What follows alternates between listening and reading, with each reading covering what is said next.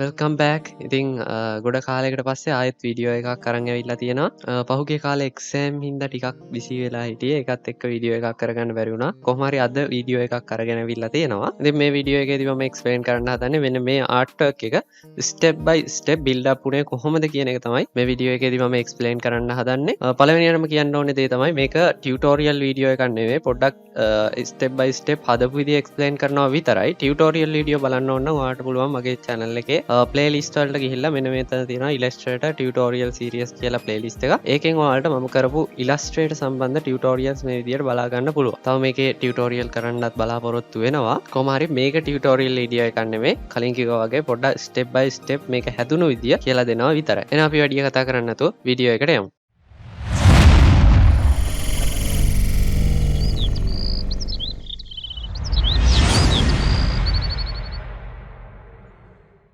හරි ඉතින් මෙතනදී මම පළවෙනියට කරපු දේ තමයි රිෆරන්ස් එකක් හොයාගන්න එක. රිෆරන්ස් එකක් කියලා කියන්නේ මොකක් හරි ට්‍රේස් කරන්න හරි බලාගෙන අඳින්න හරි අපි පින්තූරයක් ගන්නවා නම් ඒක තමයි රිෆරන්ස් එක කියලා කියන්නේ. එතකොට මම මෙතනදී පෝර්ට්‍රේට් එකක් වගේ කරන හින්දා රිෆරන්ස් එකක් නැතුව කරන්න අමාරුයි. ඒ නිසා මුලින්ම මම කරේ රිෆරන්ස් එකක් හොයාගන්න එක. රිෆරන්ස් කියන එක තව ටිකක් පැහැදිලි කරොත් ඔයාලා පොඩි කාලේ මොකක් හරි චිත්‍රයක් අඳිනකොට මොකක් හරි පින්තූරයක් අරගෙන සවුකොලයක් වගේ තියලා ඒක උඩ ඇඳිනවනේ. අන්න ඒ ගන්න පින්තූරය තමයි රිෆරන්ස් ඉමේජ් එක කියලා කියන්නේ. එතකොට ඒ විදිහට ඒක උඩ අඳින එකට තමයි ට්‍රේසින් කරනවායි කියලා කියන්නේ. මම හිතනවා රිෆරන්ස් කියන එක තේරෙන්නේ නැති කියලා. ඉතින් මම පළවෙනියට කරේ මේ ආර්ට් වර්ක් එක කරන්න රිෆරන්ස් එකක් හොයාගන්න එක. ඒකට මම මුලින්ම Instagram එකට ගිහිල්ලා කවියගේ Instagram එකට ගියා. මොකද සාමාන්‍ය Instagram එකේ ෆොටෝ දාන හින්දා කවියගේ Instagram එකට මම ගිහිල්ලා බැලුවා. ගිහිල්ලා පහළට බලනකොට මට මෙන්න මේ ෆොටෝ එක හම්බුණා. එතකොට මේ ෆොටෝ එකේ මට පොඩි Sherlock Holmes vibe එකක් ආවා. ඒ කියන්නේ මේකට පොඩි තොප්පියක් එහෙම ඇවිල්ලා ඊට පස්සේ අතට මොකක් හරි සුරුට්ටුවක් හරි මැග්නිෆයිර් එකක් හරි ආපුවාම පොඩි Sherlock Holmes ගතියක් තියෙනයි කියන එක තේරුණා. ඉතින් ඒකත් එක්ක මගේ ආර්ට් වර්ක් එකේ රිෆරන්ස් ඉමේජ් එක විදියට මේ ෆොටෝ එක මම ඩවුන්ලෝඩ් කරගත්තා. ඉතින් ඊළඟ ස්ටෙප් එක විදියට මම කරේ මගේ රිෆරන්ස් ඉමේජ් එක ආර්ට් වර්ක් එකකට ගැලපෙන විදියට ප්‍රෙපරේෂන් කරන එක. ඒ කියන්නේ මගේ ආර්ට් වර්ක් එකේ අයිඩියා එක තිබ්බේ අර කලින් කිව්වා වගේම Sherlock Holmes වගේ vibe එකක් දෙන විදියට මේ ආර්ට් වර්ක් එක හදන්න. ඒ හින්දා මම මුලින්ම මේ ඉමේජ් එක ඒකට ගැලපෙන විදියට ටිකක් හදාගත්තා. එතනදී මුලින්ම මම කරේ මගේ රිෆරන්ස් ඉමේජ් එක ඩවුන්ලෝඩ් කරගත්තු එක Photoshop එකට ඉම්පෝර්ට් කරගත්තා. පස්සේ Google එකෙන් ඔය Sherlock Holmes ගේ තොප්පිය ඊට පස්සේ මොකක්ද අත්කාචේ එහෙම PNG ඉමේජ් වගේ ඩවුන්ලෝඩ් කරගෙන ඒකත් Photoshop එකට ඉම්පෝර්ට් කරගත්තා. ඊට පස්සේ ඉතින් සාමාන්‍ය විදියට ඔයාලා දන්නවා transform Photoshop එකේ තියෙන ඔය transform option ටික පාවිච්චි කරලා ඔය තොප්පිය එහෙම කරලා පින්තූරයට හරියට දාගත්තා.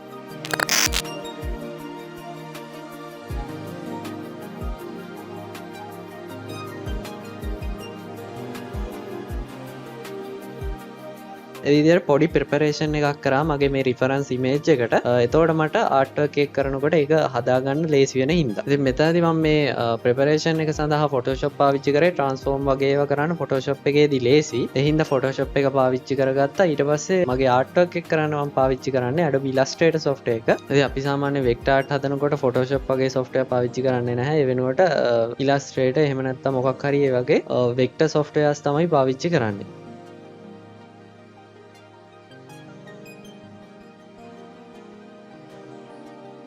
හරි ඉතින් තුන්වෙනි ස්ටෙප් එකේදී මම ඊළඟට කරන්නේ අපි මේ හදාගත්තු රිෆරන්ස් එක Illustrator software එකට දාගන්නවා. ඒ විදිහට දාගෙන මේකේ පොඩි sketch එකක් එහෙම නැත්නම් line art එකක් ගහ ගන්නවා. ඒකට මම මෙතනදී brush tool එක පාවිච්චි කරනවා. brush tool එක නැත්නම් ඔයාලට pen tool එක උනත් පාවිච්චි කරගන්න පුළුවන්. ඉතින් ඒ වගේ tool එකක් පාවිච්චි කරගෙන මම මේකේ පොඩි outline ටික වගේ line art එකක් ගහ ගන්නවා. ඉතින් මේ line art එක ඇඳගන්න මට පැය එකමාරක් වගේ ගියා.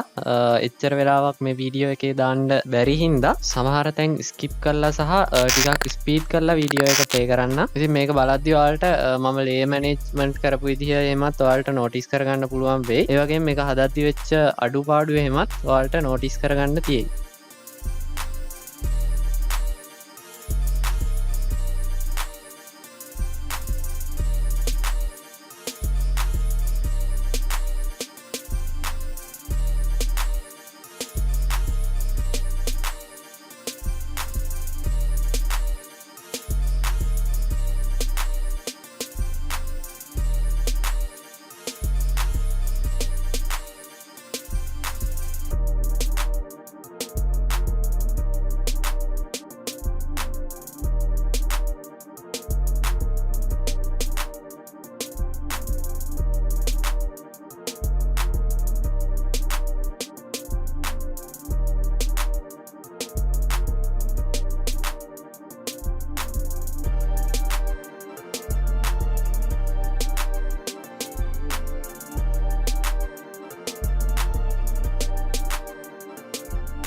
ඒ විදිහට තමයි ලයින් ආර්ට් එක එහෙම නැත්නම් ස්කෙච් එක මම ඇඳගත්තේ. ඊට පස්සේ මේ ආර්ට් වර්ක් එකේ හතරවෙනි පියවර තමයි මේ ඇඳගත්තු එක පාට කරගන්න එක. කලර් කරන එක එහෙම නැත්නම් ෂේඩ් කරන එකයි කියලා කියන්නේ මේ ආර්ට් වර්ක් එකේ තියෙන වැදගත්ම කොටසක්. ගොඩක් දෙනෙක්ට මේ කලර් කරන එකේ පොඩි ප්‍රශ්න තියෙනවා. ඒ ගැන මට කලින් කමෙන්ට් සෙක්ෂන් එකේ කියලාත් තිබුණා. ඉතින් ඒකත් එක්ක මේ කලර් කරන එක සහ ෂේඩ් කරන එක ගැන ටියුටෝරියල් එකක් කරන්න කියලාත් ඉල්ලලා තිබුණා. ඒ ටියුටෝරියල් එකත් ඉස්සරහට මම දාන්න. මේ වීඩියෝ එකේදී මම ලොකුවට කලර් කරන එක ෂේඩ් කරන එක ගැන කියන්න යන්නේ නැහැ. මොකද මේක ටියුටෝරියල් වීඩියෝ එකක් නෙමෙයි. මේකදී ඒ ගැන ලොකුවට කතා කරන්න ගියොත් මේ වීඩියෝ එක ගොඩක් දික් වෙනවා. ඉතින් මේ ආර්ට් වර්ක් එක වගේම මගේ ගොඩක් ආර්ට් වර්ක් මම කලර් කරන්නේ පෙන් ටූල් එකෙන්. පෙන් ටූල් එක අරගෙන අපි ඇඳගත්තු ලයින් ආර්ට් එකේ අවුට්ලයින් වටේ පෙන් ටූල් එකෙන් සංවෘත හැඩයක් අඳිනවා. ඒ විදිහට හැඩයක් ඇඳලා ඒක ඇතුළට ෆිල් එකක් දානවා අපිට ඕනේ කලර් එක. ඒ කියන්නේ මම මූණ වටේ තියෙන අවුට්ලයින් දිගේ පෙන් ටූල් එකෙන් ඇඳලා ඒකට මූණේ කලර් එකට අදාළ ෆිල් එකක් දානවා. ඒ විදිහට මුලින්ම ආර්ට් වර්ක් එකම සම්පූර්ණයෙන් මුල් කලර්ස් වලින් ෆිල් කරගන්නවා. ඒ කියන්නේ ෂේඩින් සහ ලයිටින් අඳුර එළිය දාන්නේ නැතුව සම්පූර්ණ ආර්ට් වර්ක් එකම බේසික් කලර් එකෙන් ෆිල් කරගන්නවා. ඊට පස්සේ තමයි එළිය අඳුර දාන්න පටන් ගන්නෙ. එතනදීත් මම පාවිච්චි කරන්නේ අර කලින් පාවිච්චි කරපු විදිහටම පෙන් ටූල් එක අරගෙන ඒකෙන් තමයි ෂේඩින්ස් ටික දාගන්නේ කලින් ක්‍රමයටම. මුලින්ම ලා පාටේ ඉඳන් තද පාටට යන විදිහට ෂේඩින්ස් ටික එහෙම නැත්නම් අඳුර දාගන්නවා. ඊට පස්සේ එළිය පෙන්නකොට ස්පෙෂලි ෆිල් එක විදිහට ග්‍රේඩියන්ට් එකක් පාවිච්චි කරනවා. ඒ අරුණම එළිය දාන්න පෙන් ටූල් එකෙන්ම තමයි ඒ ක්‍රමයේම තමයි පාවිච්චි කරන්නේ. ඉතින් මේ එළිය අඳුර පෙන්නකොට සාමාන්‍යයෙන් ලේයර්ස් 6ක් 7ක් වගේත් පාවිච්චි කරනවා සමහර වෙලාවට මම. ඒ කියන්නේ අඳුර අඩු ඉඳන් අඳුර වැඩි වෙනකල් ලේයර්ස් 7ක් 8ක් විතර පාට 7ක් 8ක් විතර පාවිච්චි වෙනවා. ඉතින් ඒ විදිහට තමයි මේ ආර්ට් වර්ක් එකත් මම සම්පූර්ණයෙන්ම කලර් කරගත්තේ සහ ෂේඩින් කරගත්තේ. කලර් කරනකොට මගේ අනිත් ආර්ට් වර්ක් වලදී වගේම මේකෙදිත් මම කලර් පැලට් එකක් පාවිච්චි කරගත්තේ නැහැ. වෙන ආර්ට් වර්ක් වලදීත් කලර් පැලට් එකක් පාවිච්චි කරනවා නම් මම හදා ගන්නවා ඒ ආර්ට් වර්ක් එක කලර් කරන ගමන්ම හදාගන්න කලර් පැලට් එකක් තමයි පාවිච්චි වෙන්නේ. ඒ වගේම ලේයර් මැනේජ්මන්ට් වලදීත් මම අපි කලින් ඇඳගත්තු ලයින් ආර්ට් එක උඩින් තියලා පහලින් ලේයර් එකක් අරගෙන ඒකේ තමයි කලර් කරන්නේ. ඒ කියන්නේ ලයින් ආර්ට් එක ආර්ට් වර්ක් එකේ පිටට පේන විදියට තමයි කලර් කරන්නේ. මේක මම පර්සනලි පාවිච්චි කරන ක්‍රමේ ඒ අරුණම කේක් කෙනා හදන විදිය එකිනෙකට වෙනස්. ඉතින් මේ ආර්ට් වර්ක් එක කලර් කරන එකට සහ එළිය අඳුර දාගන්න එකට සම්පූර්ණයෙන් මට පැය 28 වගේ ගිහිල්ලා තියෙනවා. ඉතින් මේ සම්පූර්ණ වීඩියෝ එක මේකේ දාන්න බැරි හින්දා අදාළ තැන් විතරක් අරගෙන සමහර තැන් ස්කිප් කරලා ෆාස්ට් ෆෝවර්ඩ් කරලා වීඩියෝ එක ප්ලේ කරනවා.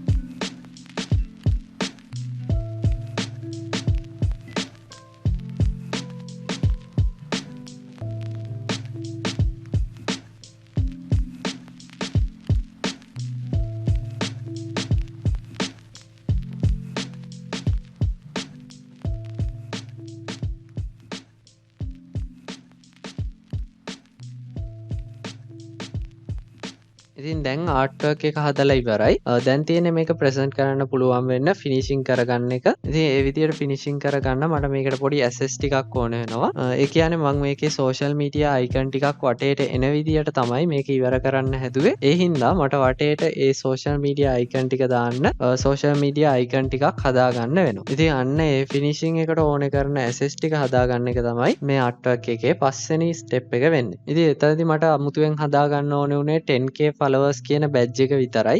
මොකද අනිත් social media icons මම කලින් හදාගත්තු social media icons මං ගාව තිබ්බා. ඉතින් Instagram එකේ 10k followers කියන icon එක විතරක් මට assist එකක් විදියට වෙනම හදාගන්න වුණා. ඒක අනිවාර්යෙන්ම artwork එකට දාන්න මට උනේ වුණා. ඒකට හේතුව තමයි මේක කවියාගේ 10k followers වලට congrats කරලා තමයි මේ artwork එක කරන්න හිටියේ. ඒ හින්දා ඒ 10k followers කියන icon එක අනිවාර්යෙන්ම artwork එකට දාන්න ඕනේ වුණා. ඉතින් ඒ assist එක විතරයි මට අමුතුවෙන් හදාගන්න ඕනේ උනේ. ඉතින් පැය එකහමාරකදී විතර ඒ assist එක මම හදාගත්තා. Illustrator සහ Photoshop කියන software දෙකම පාවිච්චි කරලා Illustrator එකෙන් තමයි LineArt එක සහ basic colors ටික දාගත්තේ. ඊට පස්සේ shadings ටික මම මේකෙදි Photoshop එක පාවිච්චි කරලා තමයි assist එකට අදාළ shading ටික හදාගත්තේ.